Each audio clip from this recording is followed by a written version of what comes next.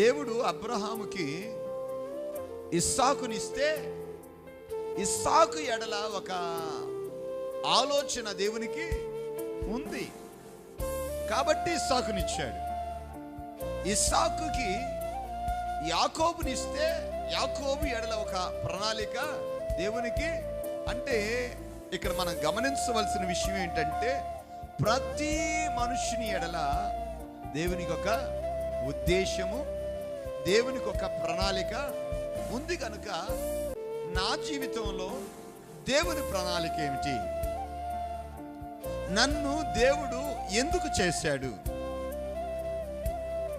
నన్ను ఆయన చేయడంలో ఉన్నటువంటి ఆంతర్యము ఏమిటి అనేది గ్రహించి దానికి అనుగుణంగా మన జీవితములను సవరించుకొనగలిగితే మన జీవితం ధన్యమైపోయినట్లే. దేవునికి స్తోత్రం.